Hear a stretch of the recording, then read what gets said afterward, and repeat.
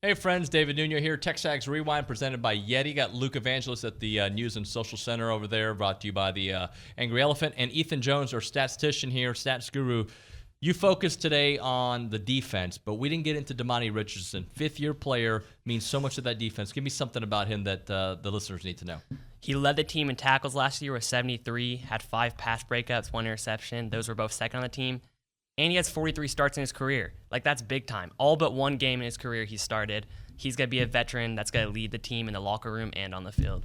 Luke, favorite part of the show? Go. Definitely Jamie Morrison in studio, bringing it. Good debut for his new era here. Yeah, Jamie Morrison was great. We had the other Jamie on the show as well, Jamie McCoy, talking about tight ends and the A&M offense. Straight talk. I call it keeping it real with Jordan Pugh. He joined us as well, and he gave us some great analysis. Ryan Tomari gave us a Lobos preview. That and much. Oh, Billy Liucci.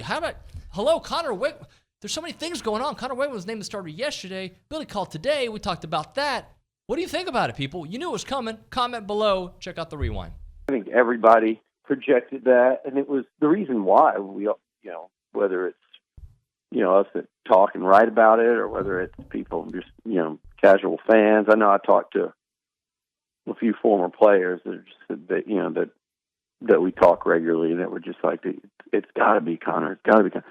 And my thing was always, no, I don't think it has to be Connor. I think it likely will be Connor, and I can understand why. Because same reason they were saying was, you go back and you look at how he finished the season, and like I continuously said throughout this offseason, ever since they signed him, to me, Connor Weigman is the future of the quarterback position at A&M. And we hope he hits the ground running and looks like an even better version of the guy we saw finish last season. Because if he does, he could be one of the guys from Outkick was asking me if they should make Ruben Owens their dark horse for I think he said SEC Player of the Year. And I said, before I would do that, I would go with Connor Weigman. And Connor's, this was like yesterday, that Connor's going to start, and he's got that game, guys. We saw it. We've seen it. We saw it at Bridgeland. We saw it last fall in his first career start against Ole Miss. Remember how down A&M was coming into that game, too. South Carolina lost. The offense had been doing nothing. And I think, I'm pretty sure the Aggies scored touchdowns on their first 2 drives, or at least 10 points on their first 2 drives. It was just a spark that he provided.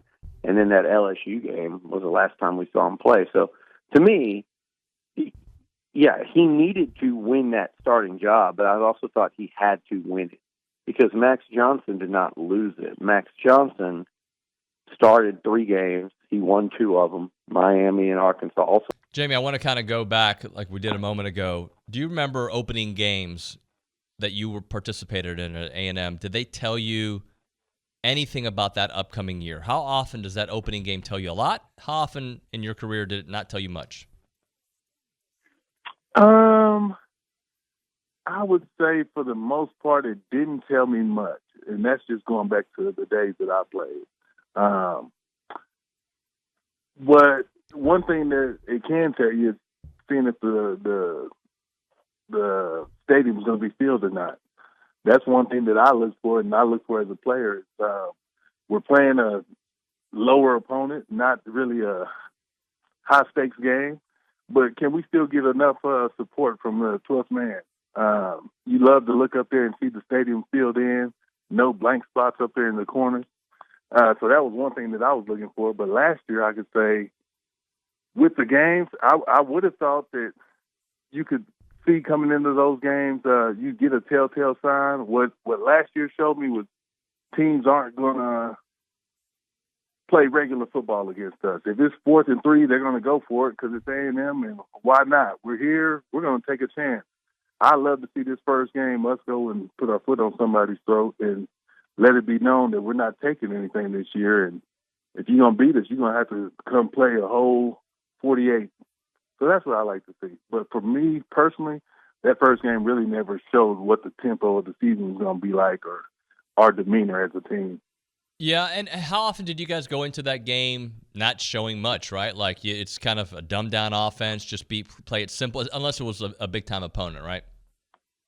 Oh yeah, that was always the case. I can only remember, I think early on my redshirt freshman year, I think we played Utah first game. So that was one game where you might have opened up the playbook. But for the most part, you kind of go in running your first, second day install of training camp stuff in the game, hoping that you don't have to divulge too much because you know that second opponent is going to be looking at the film and trying to break down everything that you do. Last thing for you, what do they do offensively now with the new system? Are they a running team? Are they spread the ball out a little bit? What do they do? They want to throw the ball. It's a spread out offense. And this was something that Danny mentioned last year, 2 years ago, and they weren't able to do it. To sort of answer that question, whatever they do, regardless, because they were putrid on offense last year, one of the worst. If the offensive line can hold up, they want to mix it up, but they want to go downfield. And they did that against that defense in the fall scrimmage, the last fall scrimmage. So I would say look out for Dylan Hopkins, a veteran quarterback, to come out this Saturday when they get the ball and try to throw. And they, again, sounds cliche, they will try to mix it up and run, but they are going to look to throw the ball and put points on the board for the first time in I don't know how long. And I hope that they can do it against certain opponents. That is Ryan Tomari for the Pit Press. Ryan, I appreciate your time, man. I forget, you're not coming, right? Or you are coming? I am not flying out to Texas. I'm not flying out to going to, which I just learned something new, that is Bryan College Station. I called it College Station forever, so it goes to show what I know. Two cities. I'm not coming to the game. I'm sorry? Two cities. Bryan's a city, College Station's a city. So you learn something new every day. No, I'm not coming to the game. I'm very, very upset. But when you're a program like New Mexico, you look at their schedule, and next year they're at Auburn, and I am taking, of all people, my mother, who swears by, she goes to church every Saturday morning in the fall, and by church I mean College Game Day on ESPN. This is something I wanted to take her to this year, was to take her to Kyle Field and College Station. I'm going to take her to Auburn, Alabama next year. I'm a little, I'm sorry for that long-winded answer. I'm a little disappointed because it's one of those bucket list things I love to cross off. But maybe if they play A&M, here in the near future, I'm definitely going to make the trip. Is that it? Is it really that simple for you from what you saw last year? It's just the maturity standpoint, not only kind of developing in the weight room, but just you've been here before, you've done it. And, oh, by the way, McKinley's healthy. Yep. Here's the biggest thing. Last year, I thought the rankings, when we were started off at 6 or whatever it was, I thought it was too early, right? When you look at a team that was forced into action, when you look at a team that got embarrassed, and I know everybody hated me when I said this, but I said sometimes the best thing to happen is not go to a bowl game because it forces change. It forces you to change. And you see a lot of guys bought in. You hear about the guys that have transferred out, and you said, man, we really have addition by subtraction. You hear a lot more camaraderie, a lot more people bought into the system. Last year, it forced guys to grow up. So you have the maturity factor. You have on the defense guys being in the scheme the second year. You have a belief in Petrino because of the track record that he has. You even see Jimbo a little bit different. The way that he interacts with the media, for example, he's a little lighter. He's kind of in a better mood. It seems like he has better control over the entire operation. I just think that this is the year that it can pop. I know everybody's down with the 5 and 7. I have high expectations for the team this year. If TCU can make it to the college football playoff, there is no reason A&M should not be able to make it. I know everybody's going to say, oh, that's high horse. No, we have better players.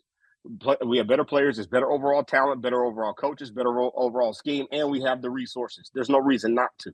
And there's no better time to take over the SEC than now. I'm not a believer in LSU. I think Alabama is finding its way. I think Georgia is going to be down a little bit. You lost too much. This is the time. So I'm excited about the season. I think there's a lot to look forward to. This first game is going to tell us a lot. This first game is going to tell us the maturity factor of this team. It's going to tell us, did they learn the lessons from last year? So I'm looking forward to that. All right, we got to close it out. Luke, you think he knows what to do? Oh, definitely. Yeah, he does. I mean, he's kind of family. Ethan, tell the people what to do. Like, subscribe, share, tell everyone you know, subscribe, share, whatever else. I don't know. Go on TexAgs.com. Yeah.